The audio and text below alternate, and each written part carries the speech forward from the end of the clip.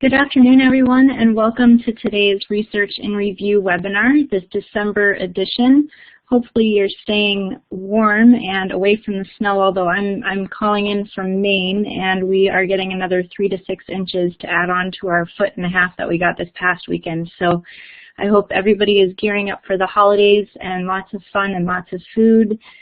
And I just wanted to welcome you again.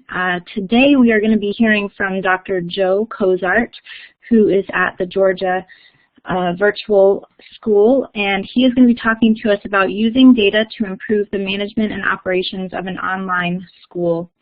A little bit more about Dr. Cozart. He is the Associate Director of Strategic Planning with Georgia Virtual School. In this role, he oversees the policies, data, and long-term planning for the school. He has been in education since 2003 and online learning since 2005, including positions in teaching, teacher training, course development, and administration. Dr. Cozart earned his PhD in science education from the University of Georgia. His research focuses on predictive learning analytics, motivation in online courses, and teacher quality. Thanks so much, Joe, for joining us. I'm going to go ahead and turn the mic over to you.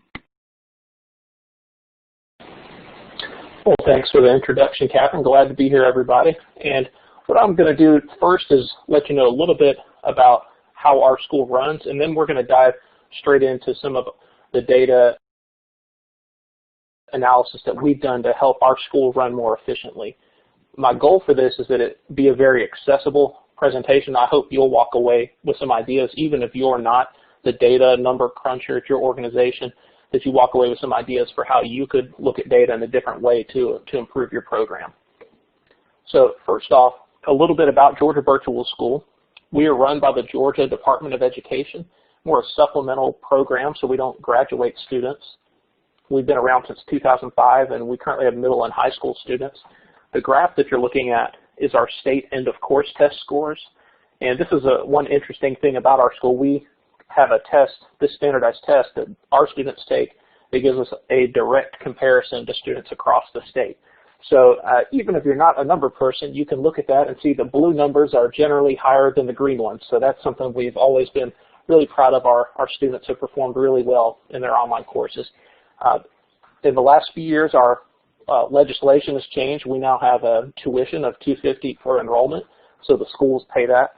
That's a part of the school day, or the families can pay outside of the school day.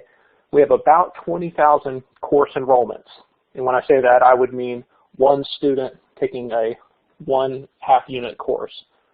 And our main focus has been world languages. It's about half of our enrollments historically, and we also have a lot of AP courses. That's kind of one of our core goals, is to help level the playing field in Georgia, where there are a lot of rural districts and they don't have as much access to lots of AP courses. And then that last bullet just kind of lets you know we serve a huge range of students in our 20,000, but overall, public school kid taking a course with us is a part of their regular school day.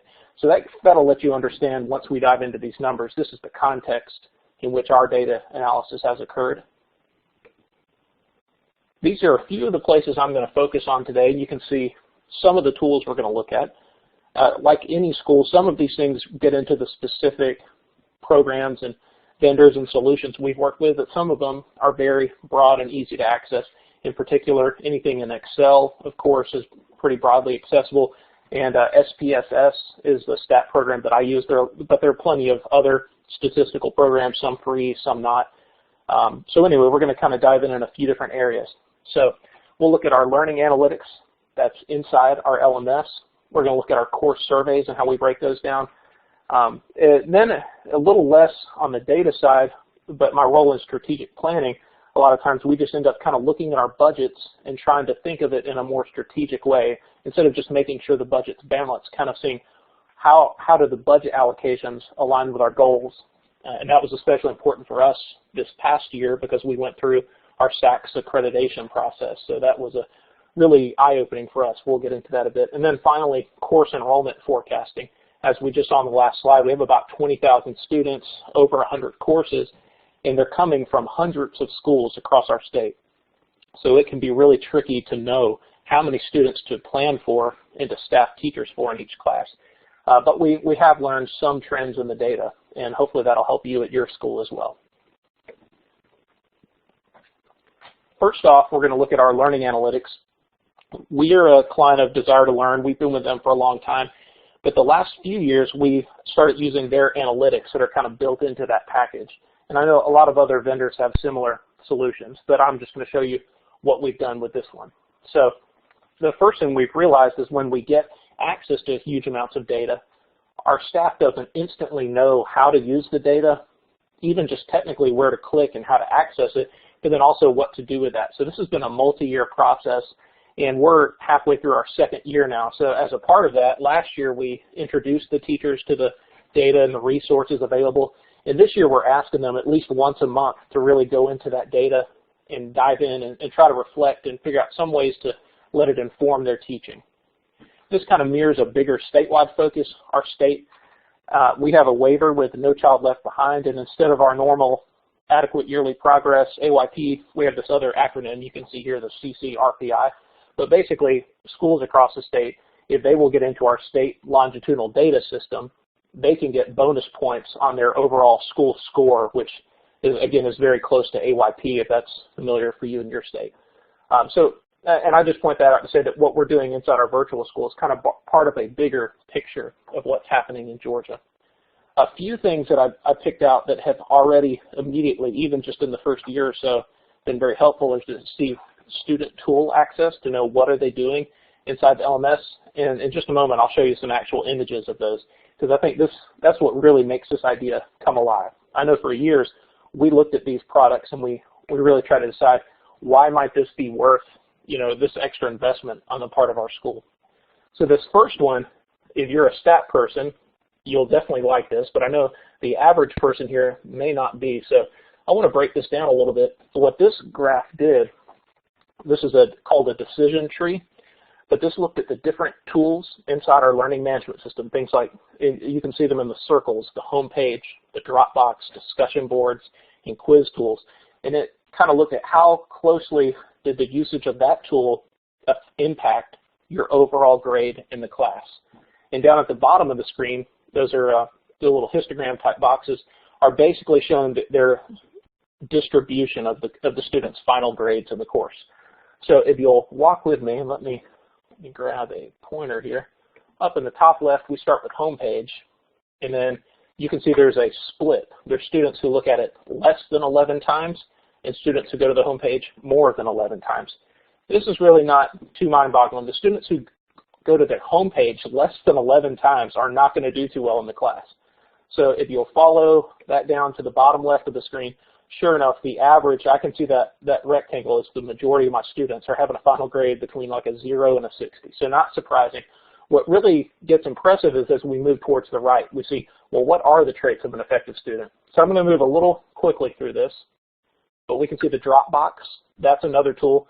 So assuming you went to the homepage at least 11 times, we're now to a subcategory, and this kind of keeps subdividing and further subdividing.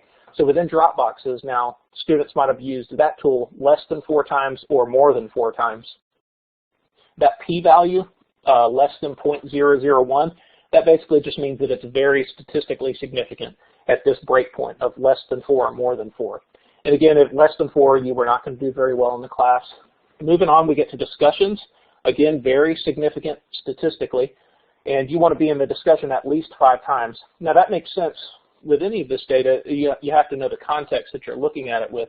And for us, discussions, each module or each unit in a course has at least 1 discussion board. So if you don't go to the discussions at least 5 times, you haven't even gone to every discussion in the course. So not surprising that that would kind of help separate students who do well from those who do really well. But here's the real key out of all this. It's, if you've gotten lost in the data, if this image is intimidating or confusing, zoom back in now, because discussion showed up in this box number 5 where the highlighter is. But now look, what's really fascinating, it shows up a second time. And this was really impactful for our organization. It showed up a second time, again, highly significant, and here the number is 20. So first off, being in there 5 times or less, or more than 5 times, that kind of separated you into 2 categories. But now there's an additional category for those who are really active in the discussion. look at the very far right, bottom right box. Those are students who were in the discussion board more than 20 times. And we can see they were by far doing the best in the course. What this let us know, not only were those students going to the discussion in each module at least one time, completing that one required post, they were going back. They were reading posts of their peers. They were participating. They had more of a social network as an assumption that we could kind of fairly safely make about that. These students were replying, reading to each other's posts, and that had a big impact on their grade. But what's interesting for us is that their final grade, across all our courses, this is a standard practice, the discussion is only 5% of their final grade. So this activity did not directly lead to a higher grade. There was an indirect benefit of just the social interaction that these students were having. So that was a really big key for our organization, and it led us to putting more emphasis and more teacher training, more of a focus on our discussion boards. Again, even though it doesn't directly mathematically factor into the grade, it's only 5% of the grade, we know that it's in the best interest of the students. So that was one thing where data really informed what we were doing. Let's take a look at another example. This is looking at student tool access inside a specific course. And what's really nice here is that you get a visual, a nice graphic visual, and it's showing you all of your students in the class. I've zoomed in on one particular group of students, but it would be showing every student in the class, and it's showing a variety of tools. Our analytics package, it lets us click which tools we want to see. So you can see I've selected the checklist, the discussion up at the top, the Dropbox, grades and quizzes. But those are the tools, and then I could see each student is on a row there. And this is just really helpful for our teachers when they're contacting parents, by email, phone, whatever, at a single glance, just to know how active students are in a certain course. One that jumps out to me is always checklist here. In this example, we don't require students to use the checklist, but we do go ahead and make all of the assignments in the checklist tool. So it was nice to know that one student found it a little helpful, but overall in that course, I can see my students are not really going to that checklist. They're finding the assignments that are due through the content or through other means. And then I think we have one more example. This is called a gradebook heat map. So this is taking the gradebook for the whole course, and I zoomed in. It's a very large image, but I zoomed in to try to make some sense of it. Each row is a different student, and then each column, and you can see the names of them at the bottom, each are different assignments in the gradebook. And what it's done is sort them by how well students have done. So on the far right of the page are assignments where students are generally doing better. On the left side are where they're doing worse. And we can see at the bottom there are a lot of zeros in the gray boxes. Those are students that withdrew from the course, but for data purposes, it goes ahead and keeps them inside the system. So we really focus more on the top half of students that are still active in the class. This lets our teachers see a few things. First off, I want it to discriminate well, to separate those who know the content from those who don't. So you want to see a lot of different colors. If all you see are dark reds and purples, that just means hundreds and zeros. You basically have a completion grade. It's not really letting you know how well students have learned anything. Also down at the bottom of the screen, again with those assignments, we might want to know what type of things am I seeing on the left side where the lowest grades are. Is it a certain unit in particular that students are doing bad in one unit, or is it a type of assignment? Maybe it's labs or some other type of activity where consistently across all the units we see them doing poorly. So this is good information our teachers have reflected on. They've been able to kind of update their courses. I'm going to pause and see we've got a question. I know that was up there a few minutes ago, but I'm not a good multitasker. So anyway, our question, are we using this as a measure of engagement with the course material that kind of boosts learning? Yeah, that's a good question. Really, the information only directly lets me know that they have clicked inside those tools and that it had a correlation with a higher final grade. So you have to infer a little bit there. We don't directly know. You could, of course, trick the system by clicking a lot and not actually being engaged. But overall, of course, across 20,000 students, we kind of take that to mean that generally, yes, they are more engaged if they're clicking more inside the discussion board. And with a lot of data that we crunch, you'll kind of see that where you have to make some type of leap of faith. The data can't fully know everything. but it can at least let me know that correlation and let me know that the clicks are related to a higher grade. So I can at least encourage that clicking in the hope that they'll do better in the class. So let's move on to course surveys. This is one we have traditionally used as SurveyMonkey, Google Forms, you know, any basic free survey thing like that.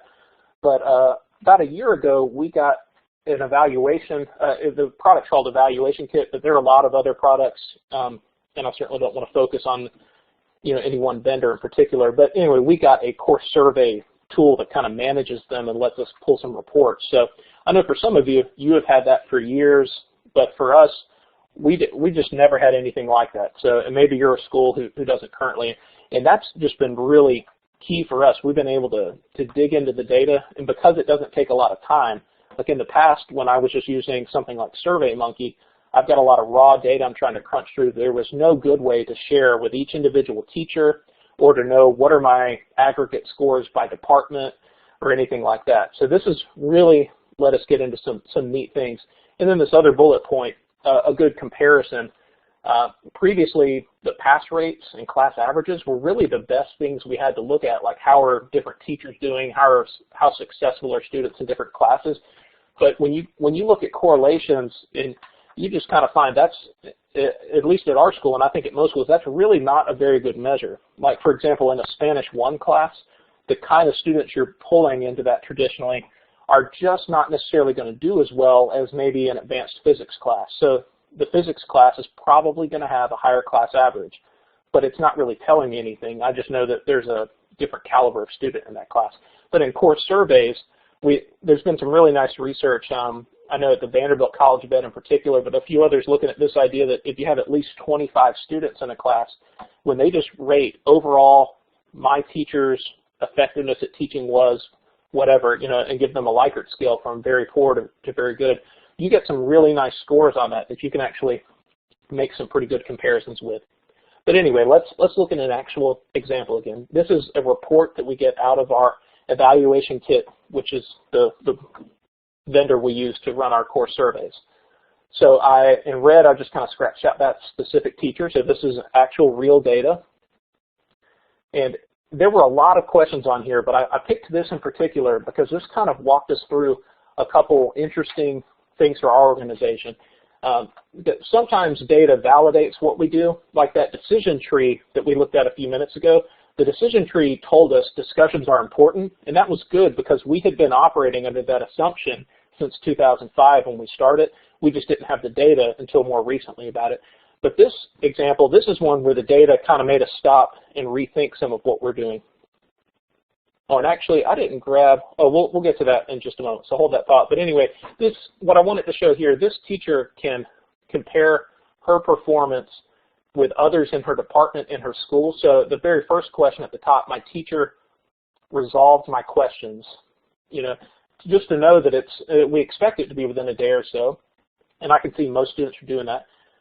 But when she can know how is she doing compared to her peers, her mean on that is a 1.25, and a 1 meaning within one school day. You can see the weights up there. That's kind of where those means are coming from.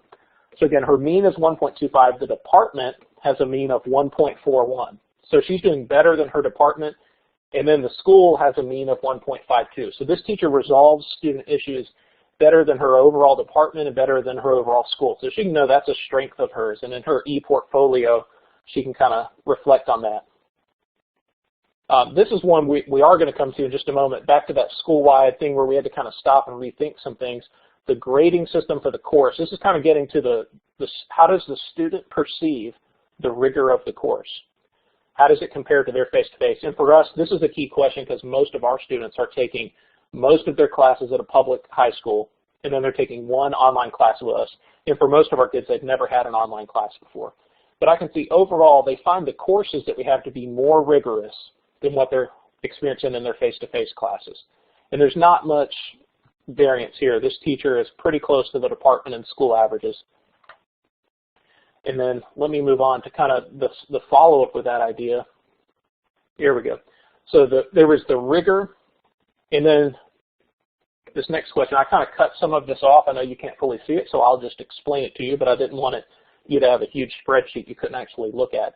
That other question, first we have how rigorous was it, and then the next question in the survey was how much did the students learn? How much did and this is their students' perception, it's their self-reporting, so it's not a perfect measure, but again, it's pretty good when we have, out of our 20,000 students, we had about 10,000 complete the survey, so really a lot of students here.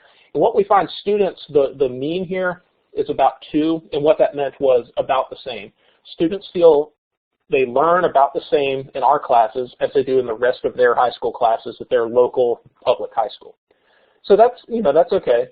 But remember the rigor, that's what we had to stop thinking. They find our classes much more rigorous, and they find they have to do more work, but they don't feel like they're learning anymore. So that was one that really kind of puzzled us, and we had to stop and think. Because I don't know how that sounds to you, but to me, that makes it sound like maybe I have too much busy work. I have a lot of little tasks that are going on. And another, put that into context of what's going on in my specific school. When we started in Georgia in 2005, there was definitely a lot of fear and concern about online learning. And I know that was the case in a lot of other states in the country. So what we had to do was really legitimize ourselves. We had to show our stakeholders statewide that our kids were doing something and learning something. So that rigor was really key. But now it's 2013, we can rethink that a bit. There's less fear about online learning, and what we really need to focus on is how well are our students doing? What can we do to have them be successful? So what we did, we kind of changed how we developed our classes, and that's what this analysis is getting at. In yellow, this is our overall school-wide average on that question. How much did they feel like they learned? And then in our new model, these new courses that we had just rolled out, which, with our staff, that was maybe 30 classes, something like that, we were able to roll out. We took out a lot of the assignments. We had less assignments, but more focus on just the really key assignments. And what I did there, I wanted to crunch the numbers in those classes. And this was where it was really helpful to have a nice course survey system that would let me isolate classes.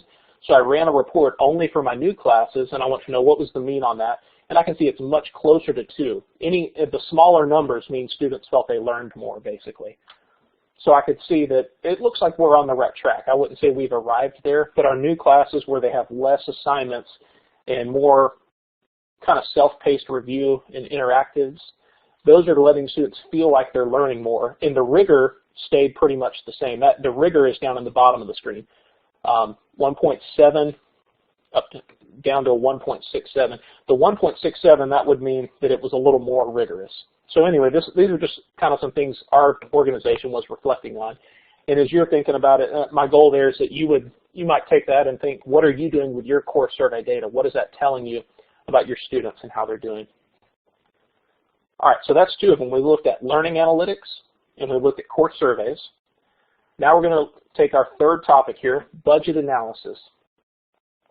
So here, one thing we're run through the State Department of Education. Like I said, there's some bureaucracy there. Our budgeting, there are budget codes that have been set up for years and years. It's the way they run. And honestly, just to be a little transparent, sometimes if the budgets are balanced, if there's enough money in the different budget codes, the different buckets, basically, business kind of moves on as usual. But we had a little administrative team retreat, and we got away and really crunched the numbers, and we started looking at a lot of things. And this is almost embarrassing to talk about, but maybe 1 or 2 of you out here will be in the same boat and you'll benefit from it. A lot of you will say, well, how did you never think of this before? But anyway, we just never really thought, all right, I have this amount of money I spend on teacher training, on preparing my teachers, but what if I break that down to a per teacher level? What does that come out to? If I take my total spending on teacher quality and I divide it by my number of teachers, that kind of gives me a per teacher spending on teacher quality. And it blew our minds. It was a gigantic number. It was a frightening, unsustainable number. As we look at growing, we're growing at maybe 20, 25% a year. We just knew that was not going to be sustainable. We talked to a few other states and kind of found out what they were doing. Our friends in North Carolina were especially helpful there. And anyway, the culmination of that was that we came out with this course. There's a hyperlink there, or I will type it into the chat window as well. But we basically took some of our teacher training and moved it out to our pre-hire side. So before we hired a teacher, they can go through this course and they can get these 5 badges, which is what you see on the right side of the screen. Those are kind of 5 core values that we thought were really important for an online teacher to have. I mentioned that just because it's free, it's open ed resource, so if your school wants to use that in any way, you're very welcome to. So take a look at that. But just for doing some basic budget analysis, and that was just kind of in Excel, crunching numbers, instead of worrying about our historical budget codes, we wanted to take that and really think of it in terms of, well, in this case, teacher quality, but we had a few other areas that actually made sense to us. So forgetting the old, again, those old budget codes that didn't really mean anything, like code 307. I'm like, I don't know what that is, but to break it down into the budget codes that I do understand, that made it a little easier. And then also breaking it down to a per teacher and a per student level, you might see some ratios that don't reflect what the goals are for your organization.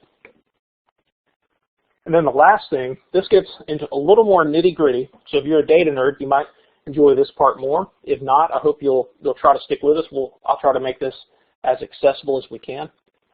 So here I'm going to start with the dilemma, kind of where we were at, and then I'll walk you through the process that we've used so far to tackle it. This is one that is in progress. I wouldn't say that we're killing it here. We're figuring this out. We're tweaking it each semester.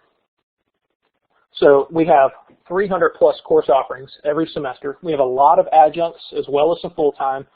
And I have students. Not only do I have a lot of students, but they're coming from a lot of different schools.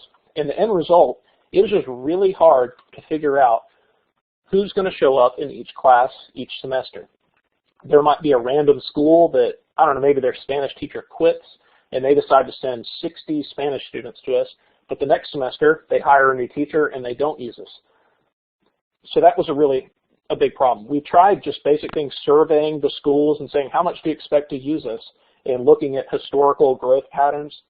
Well, what we found out was just that this example is true in a lot of ways. Humans, people, we're just not great at looking at a huge data set and seeing the trends. We think we're better at it than we really are.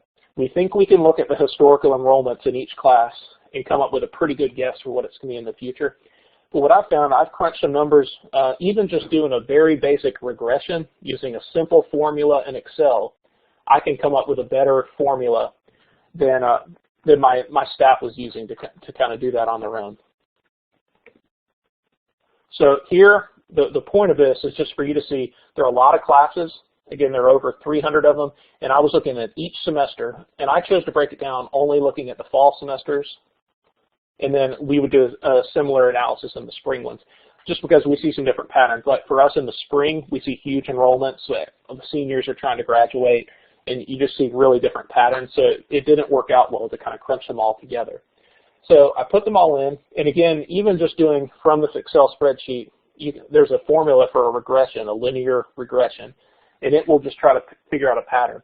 And what the computers and the model's algorithms are good at here is knowing they're better at finding the outliers than we are as people. So, but anyway, the regression worked okay, but I realized it wasn't quite as accurate as we want it to be. So we started using a program called SPSS. It's a statistical program IBM has. Again, there are a lot of other programs that do similar work as well. But what this did, it would make a forecast. We used a time series analysis, which is just a little more specific than that regression. The time series, it knows to look at the more recent years and weigh those more heavily than the earlier ones. So the enrollments in 2005, it's not going to let them factor in as much as more recent ones. So there's a forecast here in the top right, and this is for 10th grade literature in the A course, so just the first half of that. And it's forecasting 38 students. And then the other things that are nice, it's not pretending that it's more precise than it really is. And this is something that the regression doesn't offer as well. I get an upper confidence level and a lower confidence level. So like a confidence band, like within 95% certainty, the enrollment's going to be between 20 and 56. But if you got to pin the program to it, it's going to predict 38 as that actual forecast. So that has been really helpful for us. What this spreadsheet, this is kind of trying to compare. And what our staff do, they take that forecast and they still like to have a little bit of their own input because they do have some of their own knowledge that the algorithm just blindly spits out a forecast.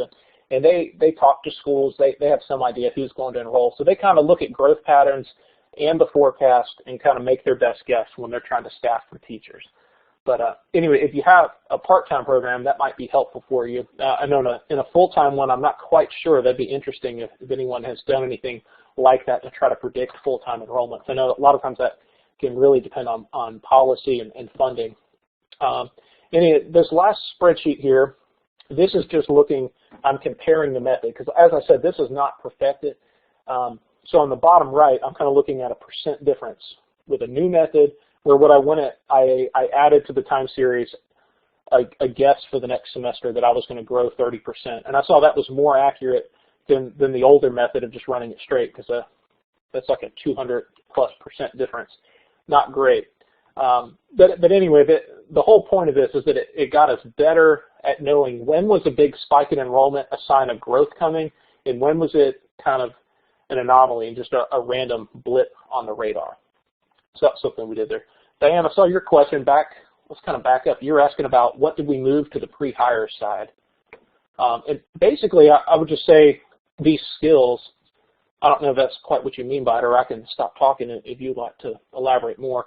But the ability to know how to create content to evaluate student learning, that they need to participate in discussions, things like that, and also encourage their students to navigate. That was kind of like LMS agnostic, just knowing the general setup of how learning management systems work, and then knowing how to communicate to students, to parents, stakeholders, using a variety of tools. So basically, if they have those ideas, then they're ready. Once we decide to hire them, they come in and we get into more of our specific ways that we run our school and our policies there.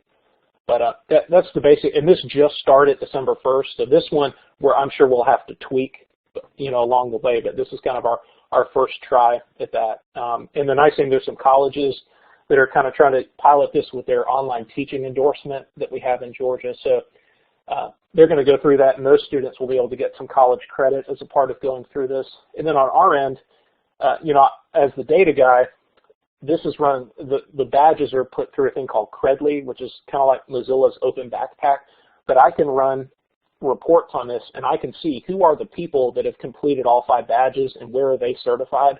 So when I want to hire somebody, I can go to my badges and I can reach out to the person who's qualified instead of just hoping that they saw a random post that was up on the web for 10 days or something like that. That's the idea, but again, it just started December 1st, so I can't say that it's necessarily, it's a great idea at the moment. We haven't seen how it will actually play out.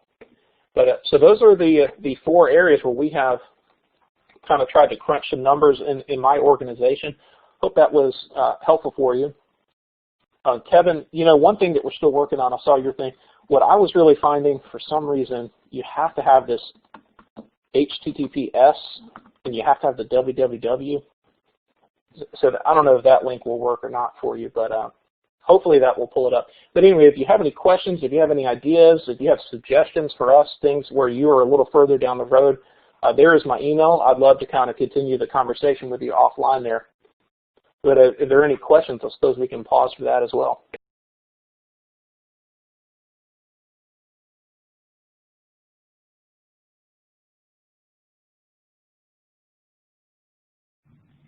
Thanks so much, Joe. That was awesome information. We do have a few questions popping up, and you can go ahead and answer those. And I have a question of my own, but I'm going to let you answer the other 2 for now. All right. Well, Tracy, I see yours about a particular service for the PD that includes the badges. We basically wrote the content on a WordPress site. And then I get a little lost on the IT part because I wasn't terribly involved with it. But if you email me, I could get you connected. But there was Credly and BadgeStack OS. Type that out. That's kind of what we use to manage the giving out those badges. Let me take a moment and scroll through the other questions.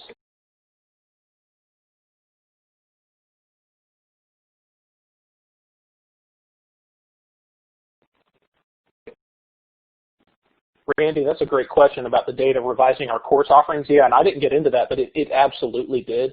There were a lot of courses, I guess back in the heyday, we used to be funded to just offer whatever anyone would take. But yeah, we started offering less classes, especially in the summer, we found there were really, about 50 classes that people were really taking. And also that was part of our huge cost on teacher training, is I would train a teacher for a class and only 2 or 3 kids would show up, and they don't make much money and they don't stick around.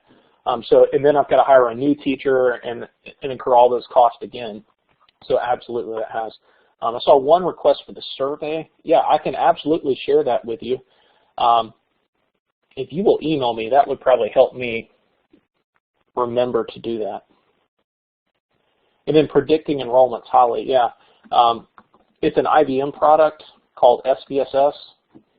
And if you actually try it, you can let me know. And then time series analysis. So if you buy SPSS, their base package does not include time series. I think it's the forecasting package. So you'd have to purchase the forecasting package in addition to the base one there. Though again, I know there are probably other programs. If you're a real stat nerd, you could probably share those. That was just the one when I was in grad school. I learned how to use SPSS, so that was the one that I fell back on.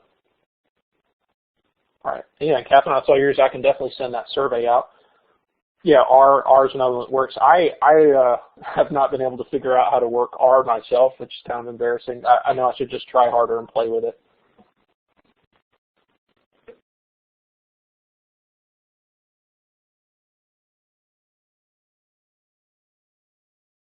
Joe, I did have a question. This is Catherine. So if you could do something in terms of data collection that you're not currently doing now that would help move the classroom forward, move the school program forward, what would that collection be? What data point would that be, or data points?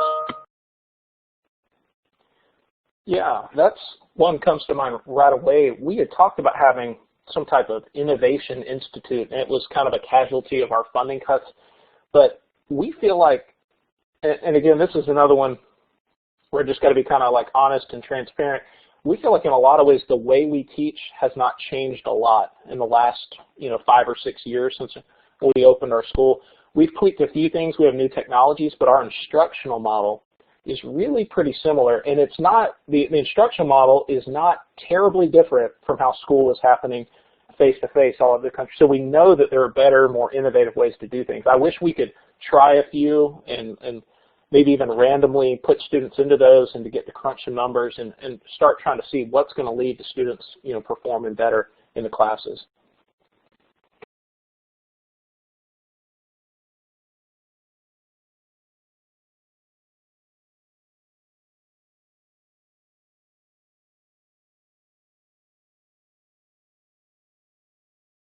Let's see, I saw a question from Randy about students gravitating toward online or traditional learning.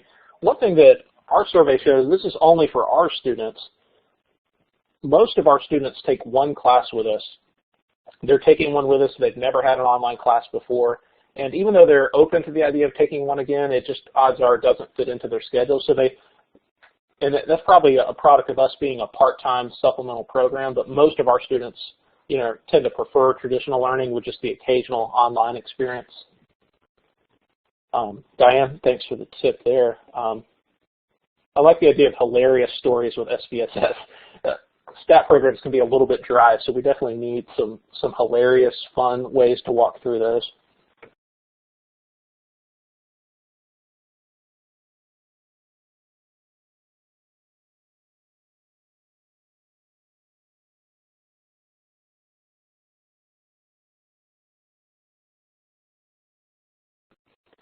Judith, that's a great question about the teacher activity facilitating the course.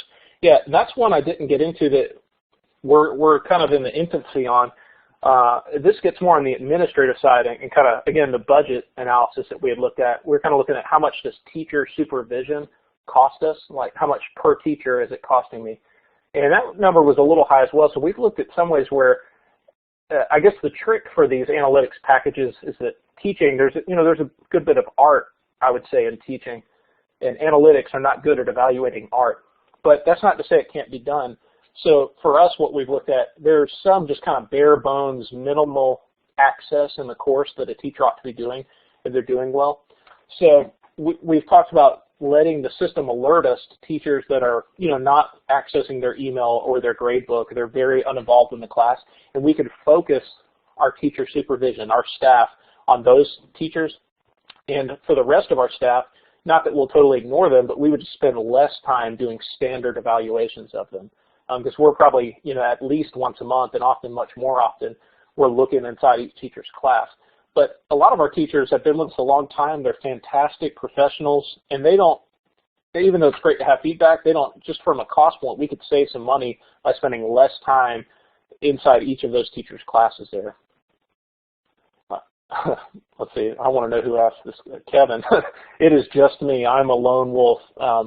Yeah, there's no one else crunching numbers with me, and it's not my only responsibility. So this is kind of like when the idea hits me, if I'm reading a book and an idea dawns on me, or we just have conversations that come up. So I know some schools definitely have a lot more help there. Randy, about music class. Yeah, there's been talk of it. We haven't heard a lot of demand, at least at our school, for it, but yeah, we would be very open to that.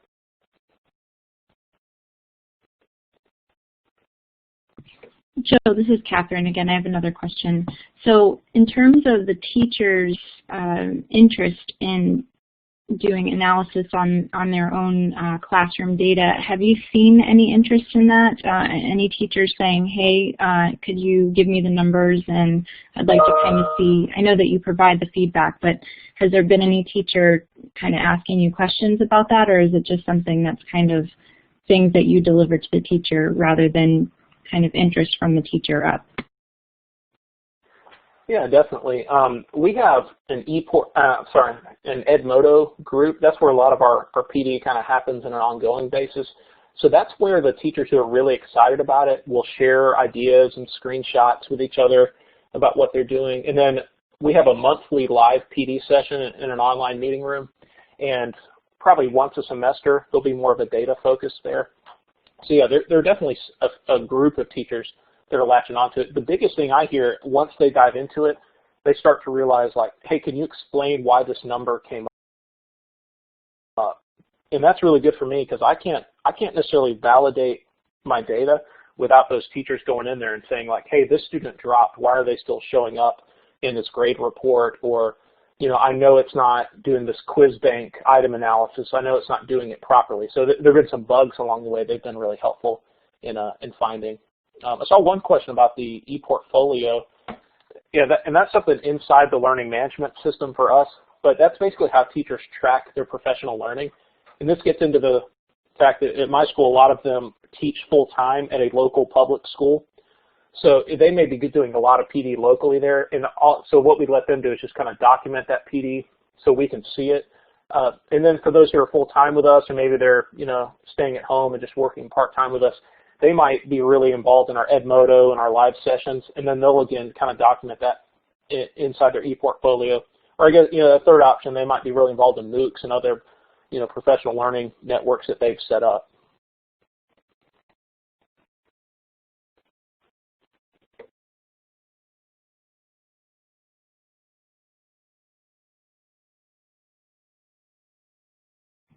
Great. Thanks so much for that, Joe. Anybody else have any questions for Joe?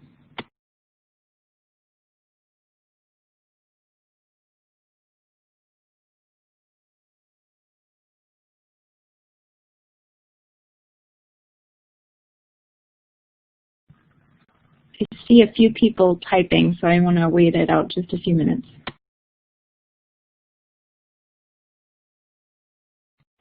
Joe, while we wait, if you can go ahead and put your, actually your email address is right there, but if you could put the email address in the text chat, that would be great too.